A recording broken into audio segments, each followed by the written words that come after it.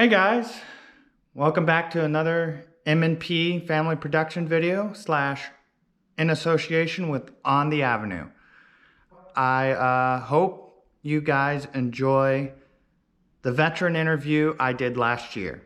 Without further ado, let's get into it.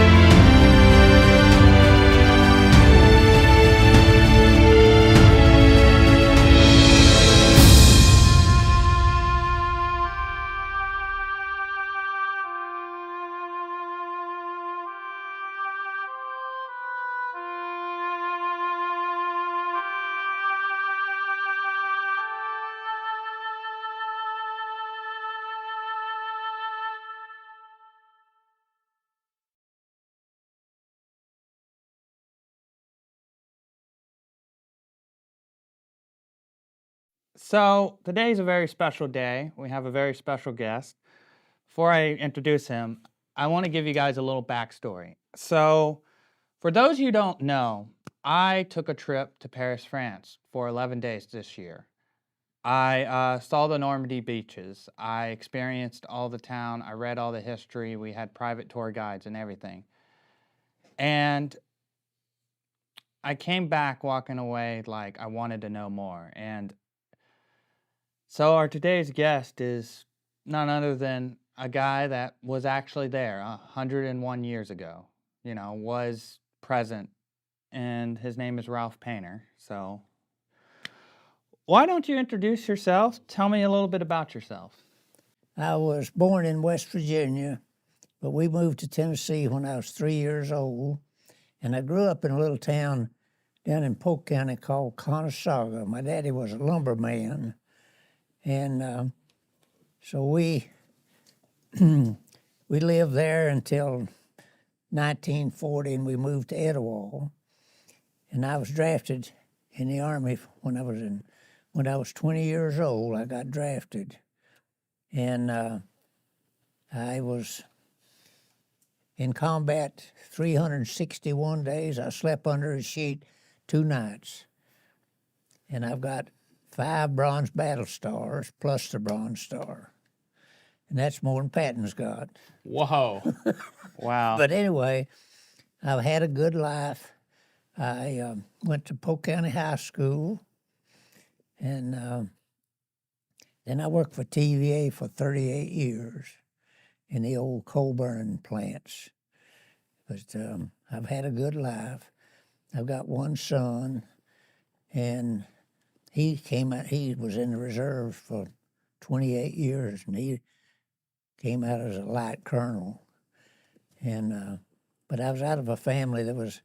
I tell everybody there was 9 boys, and each boy had 2 sisters. And boy, the people start counting. but anyway, but I had a good mom and dad that we really, and I'm the only one living out of the 11. There was 9 boys and 2 girls. Wow. So what was it like growing up in America in the 40s and 50s? Well, you know, the 40s and the 50s, I don't know. I was a good basketball player, and I had 2 offers, one to Tennessee Western and one for Western Kentucky teachers, which, you know, they're right up there with Kentucky in basketball. But all I was going to get was my tuition, but I'd have to pay my own way. You know, and I was out of a family. You know, there's 11 in a family, and my family couldn't afford to, you know, pay for my meals and my board. So then I just was drafted into the Army. Isn't the 87th based in Mississippi? Do I? Where was the 87th Well, based? I met him in Panama. Panama. Mm-hmm. Okay. It was a spin out of the old Second Armored, pack howitzers in Panama. You know, where they haul the guns on the little donkeys and the mules. Yeah. It was a spin off of that outfit. There was 2 of them. There was the 82nd and the 40th Armored Field Artillery. We wasn't in a division. Like if they had trouble, maybe we was with the cavalry a lot. And the 101st and 82nd, we wasn't in a division at all. They called us a bastard outfit. When they get in trouble, they'd call us and we'd go and help them out, and then we'd go somewhere else. Okay. But we shot 161,000 rounds. That's a lot of ammunition. Yeah. And that tank was, the running gears and everything was like a Sherman, but it didn't have a turret on it. It had a 105 on it. Okay. And we used FO officers, you know, but I was a tank mechanic and a motor officer, Okay. motor sergeant, not officer. I wasn't an officer. I didn't want that job. They got too many of them got killed. So what exactly does that mean? And also, were you a non-commissioned officer? Yeah, I was a staff sergeant, and I went through the Armored Force School at Fort Knox, and then I joined my outfit down there, and they brought us back to the States and made an armored outfit out of us. Okay. But they was pulling them with half tracks. But when we came back to the States, they issued us the tanks, and we was in the second wave in Utah Beach. Okay. But I was in a good outfit, a real good outfit. Had a good colonel, and he took care of us. I've done a little bit of research, and I don't know if this is correct, but all I could find is, did your artillery field battalion have a number attached to it? All I found was the 87th. The 87 Armored Field Artillery Battalion. Okay. I looked on YouTube, and I've done several research on this, and I don't know if they're connected. So there was a 87th Infantry Division, and then there was this, but it also says they were based out of Mississippi. No. They weren't? No. Panama and Fort Knox. Panama and Fort Knox. Okay. That's where I joined them, in Panama. Okay. I was down there 4 months, and we came back to the States. So what was it like being in a armored self-propelled gun, or SPG? I went to the Armored Force School there for about 13 months, and so when we joined, they was my buddy and I. We'd been to motor school and tank school, and it was really funny. Out of all, there was about 30 boys that went through that school, and they only picked my buddy and I out of that whole bunch, and I never could figure that out. We were the only two. The rest of them, they put them in the infantry. Can you explain what infantry and what their job is? They're the one. See, the artillery was always behind the infantry. We was supporting them, but they was up there doing hand-to-hand fighting, the infantry. You know, they was right up there on top of them. But we was back, and we would shoot. Our FO officers would know. We'd give them one shot, and they'd take their laptop they had, and they could figure out exactly where we'd shoot. Sometimes, well, we'd shoot maybe 10 rounds, and what we'd do, we had 18 guns, and they'd set it up, they'd go bang, bang, bang, bang, and they thought our tanks were automatic. They thought that was just one tank. but How did you know which coordinates to strike on the map? Like, well, the FO officer was always up with the infantry, and they were so good. We had the old boys so good. He was a math teacher, University of Texas. He was so good that we'd shoot one shell, and he'd figure out exactly how to call back and tell us set the guns up. He was so good. yeah, I've heard. I heard that U.S. tanks during the time were very maintenance friendly. You could basically, if one got knocked out, basically you can like put a new engine, fix some tracks. There it goes, fixed. I tell you why we could do it so fast. This was really funny. We was getting ready for St. Lo, and so one of the old boys, the captain told me, he said, Sergeant, get ready, we're going to move out tonight at midnight. And one old boy said, hey, Slim, said, you know what? I've lost oil pressure. I said, man, we'll have to get a new engine. So we put the old tank retriever, and I told the captain, I said, you give me a little map and I'll catch you before daylight. But just tell me where you're going. He said, so we pulled that thing in the ordnance, and they had 3 civilians there, you know. He said, can I help you? I said, yeah. We need an engine real bad. I said, we need to catch the group before daylight. And he said, do what? He said, it takes us 2 days. I said, really? Are you kidding me? And he said, well, we don't have one. We'll have one in. I said, well, let me take one out of one of these Shermans here and put it in. He said, no. He said, you all stay in that old house over there. And they had a big cafeteria in there, and we hadn't had a hot meal. Boy, you talk about a big breakfast now. And he said, I want you to show these boys what you can do. So I told them, there were I had 7 boys that was in my mechanical group. I said, now show them how to do it. And you know what? In 45 minutes, I told him, start her up.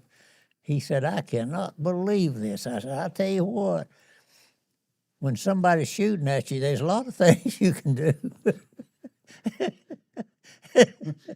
Funny. But boy, I'm telling you, but we could really, but we'd been to that school. But here's the big problem we had, and I never would tell the other boys what it was in the other group.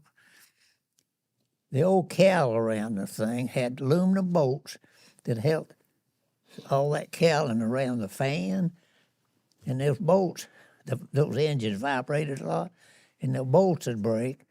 Well, it'd get down and hit the fan, so you'd have to take it out and put new bolts in. So I found some of this construction wire that's about 3/16. It's real pliable. You can just bend it like it's real soft.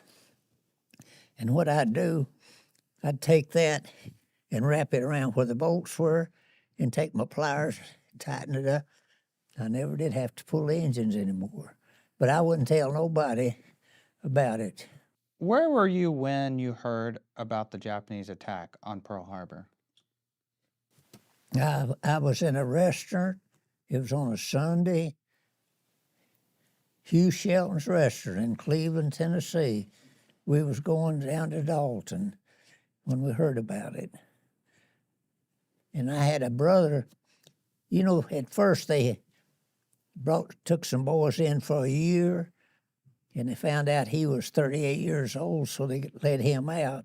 And the next day after, they called him back in and sent him to the Pacific, and he didn't come home till after the war was over.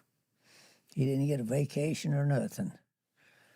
What was the general feeling of signing up and doing this? Were you nervous? And how did your friends feel about doing this? Well, you didn't have any other choice. You had to fight. You couldn't quit. You couldn't walk off. There was conscientious objectors. They had some of them, but so they didn't have to go. But you didn't have no choice. You had a little corporal as mean as a darn snake. He did what he told you to do. I mean, he. But my question is, how did you feel about going to war? Like knowing what that means. Like, how did you feel? I didn't kill anybody that I, hand-to-hand fighting. The artillery, we didn't do that because we wasn't up with the infantry. But I probably killed lots of people, by our guns, but we didn't do no hand-to-hand fighting. Okay. The artillery don't. What was your experience in D-Day?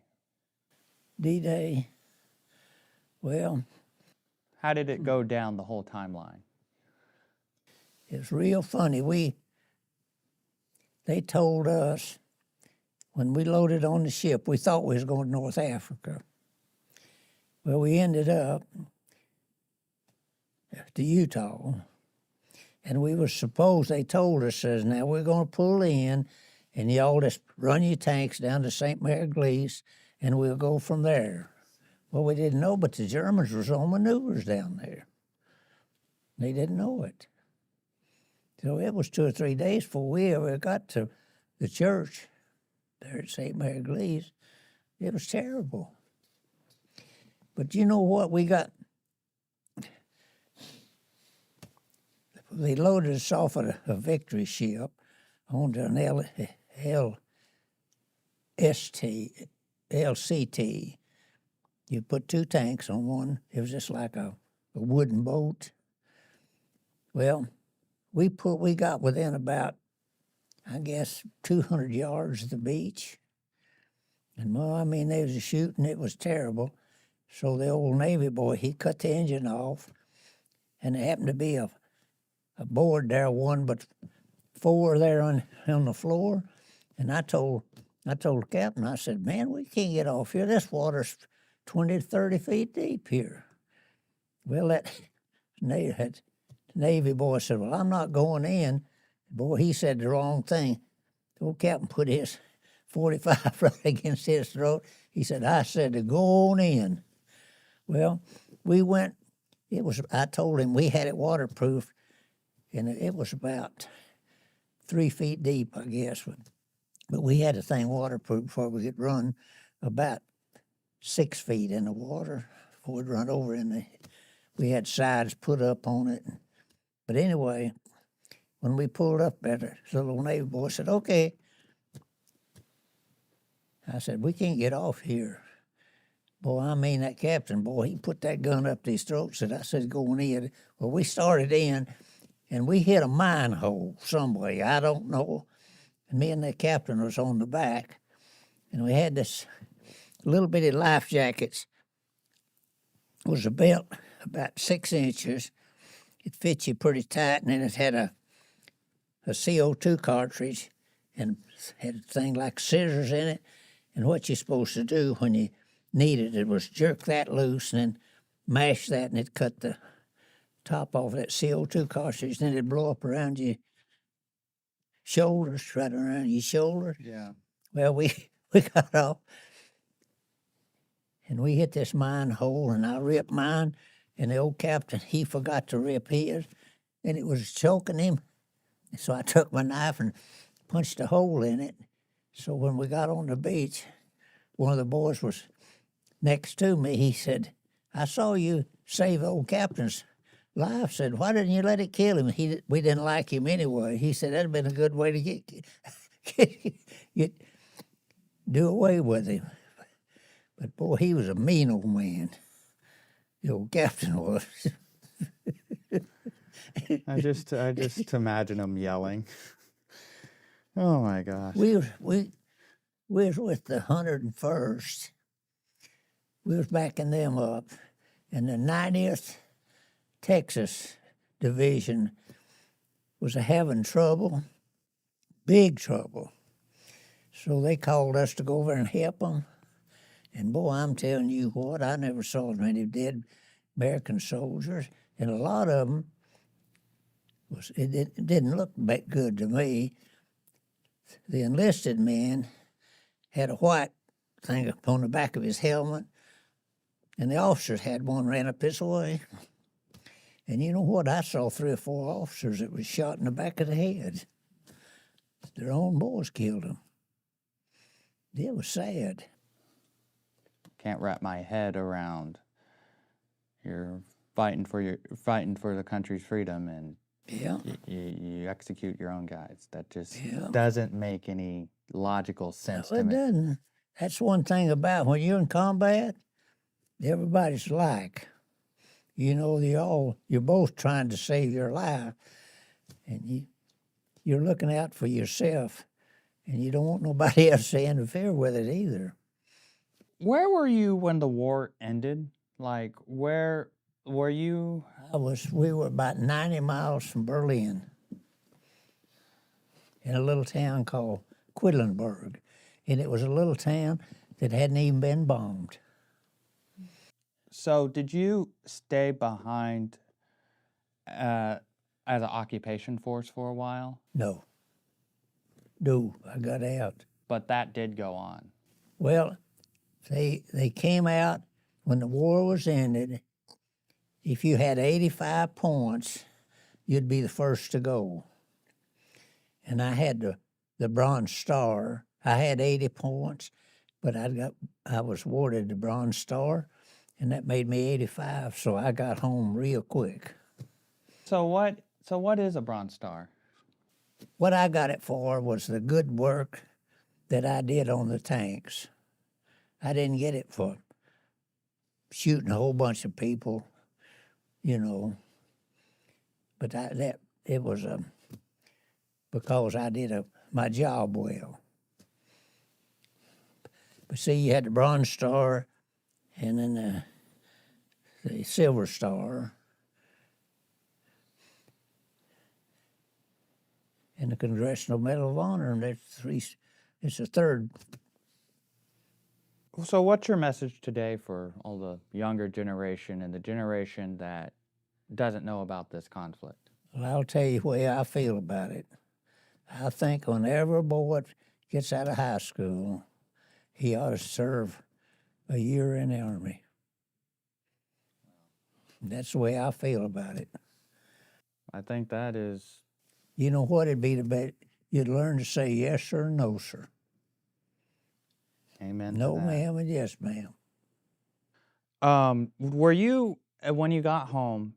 I know historically there were pictures for the big giant celebrations. You know, the war has ended, everybody's back home.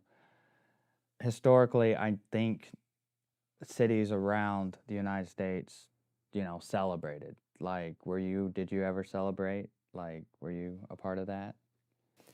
Yeah, when my mother had 4 stars in our windows. There's 4 of us in the service at the same time. And I thought that was nice. That had it in the windows where people could see it. But you know, we didn't have no choice. When you got drafted, you couldn't say, I'm not going to go. Yeah. You was gone. Yeah, an old man, the old man, he was, lived down below me, and he told, I was getting ready to get on the troop train, and he was in World War I. Interesting. And he'd gotten gas, and he had pneumonia. His name was Ruggles. I'll never will forget him. And he said, now I want to tell you something. I want you to remember what I'm going to tell you. You'll be better off being a live coward than a dead hero. Well, one time me and my buddy was going along, and we went by there's an old coal mine. And there was a Frenchman stopped us, and he said, there's some women down in this, the Germans have been raping them. They're down in this mine hole. And I told Randy, I said, Randy, you know what? I remember what the old man told me. You're better off being a coward than a dead hero. I thought, you know what? Something tells me we just need to go down there. And we got out of our Jeep, and we went down this. They had a railroad track, went down in under the ground, got down there, and you know what? There's 30 women down there. The Germans have been raping them. Now, boy, you talk about getting hugs. We got hugs. We got them out of there. That's amazing. That is a true act of kindness right there. Yeah. Did any of them speak English, or did you understand what they were saying? No. Well, you know, they wouldn't even let us talk to the Germans. Oh. Nobody could talk to them. I do know after the war, interesting fact, from what I read, a lot of the German scientists that helped us with our space program, helped us. Well, they were good people. Yeah. They were. Yeah. No, we was in this little town, and the little boys didn't have anything to eat, you know, and they'd have holes to put all your scraps in, you know, and those little boys was trying to get something to eat, and one of the officers came up to me. He said, Sergeant, are you feeding these boys? I said, yeah, I'm feeding them. They're hungry. He said, we're not supposed to feed them. I said, you might as well get out of here.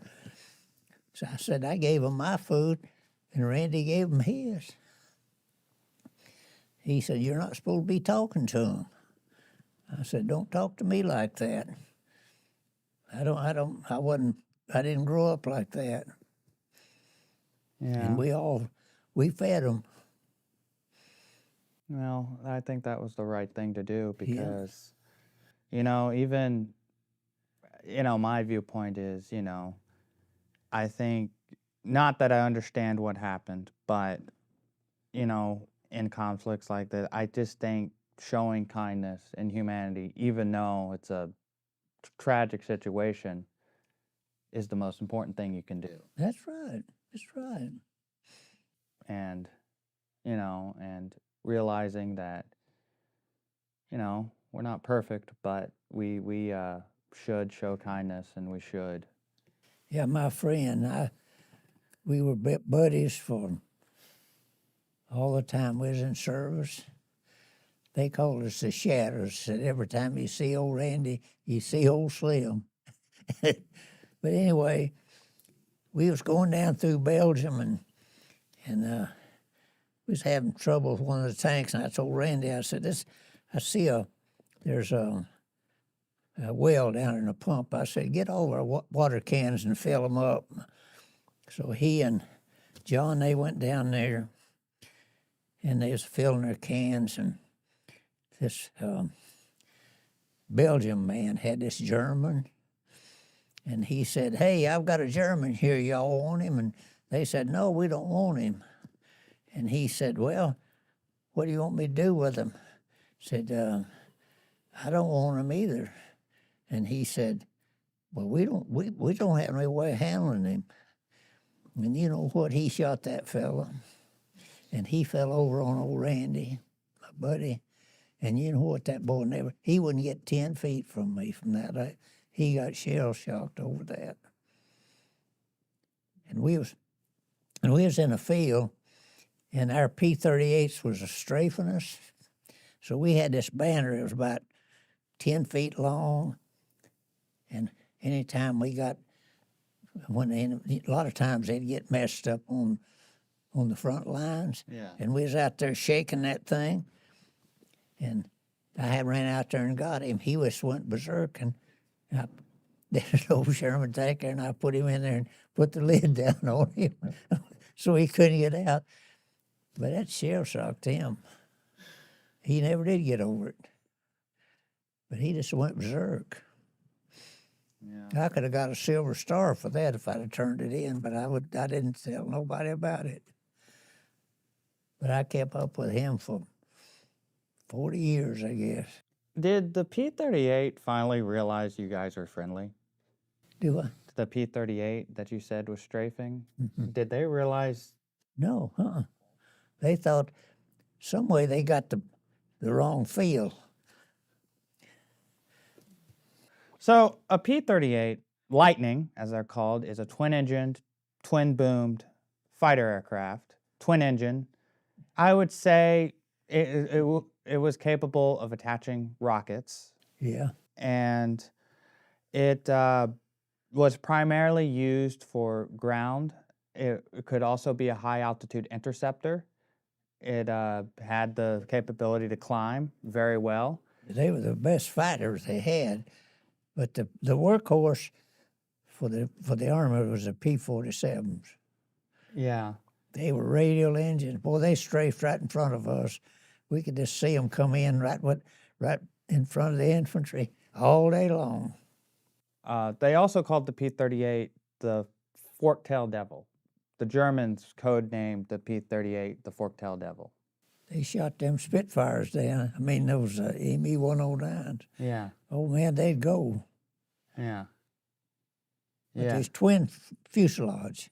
So, did you shoot any enemy planes down? I shot a Me-109 down. That's the one I told Randy, if we shoot him down, we get to sleep they'd put us in a stockade, you know. I shot him down. Did you ever capture the pilot? Caught him. They caught him. He bailed out. The plane burned up. I got a picture of him sitting on the hood of the Jeep. He had his leather boots on and everything. I saved his life, I guess. I don't know something about. Did you ever hear about the Stigler Brown incident? Are you familiar with? There was this incident of where a stricken B-17 was flying over England, bombing raids. From what I've read, history-wise, and this Bf-109 pilot saw this. He did not fire. He actually escorted this B-17 across enemy lines.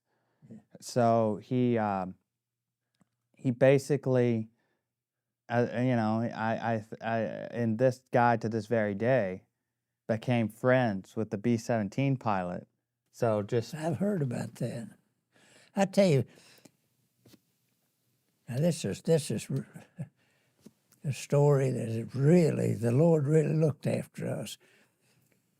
We had a chaplain, and we was in the hedgerow, and there was 4 of us. They let 4 go at a time, and the chaplain, we was facing him, sitting on the ground, right on the hedgerow, and we saw this German plane coming, and this chaplain turned around, put his arms up like this, and I don't know what he said, but that plane, we could see him, and he got within about 30 feet of us, and he just went right straight up. Now that was that was really something. I mean, he was as far as near that wall. I mean, he was coming there. We could see him. And that chaplain just held his hand up like this, and he just waved at us and went right straight up. The Lord really took care of us that time. Yeah, he really did. Huh? It was a pleasure to talk to you. I think I'll never forget this. I think I know some things that I will value for the rest of my life, and it's been an honor talking to you, and hope we can keep in touch. I'm gonna sign off now, guys. Thank you for watching. Please research Ralph Painter. Look at the articles, do your own research. Yeah, this has been a really cool episode. Yeah, you pick that Ken Russell up on there. I will. Read about it. I wrote him down on my notes, so Oh, I'm gonna sure. watch videos, do some research. Thank you. Nice having a convo with you. Pleasure doing business.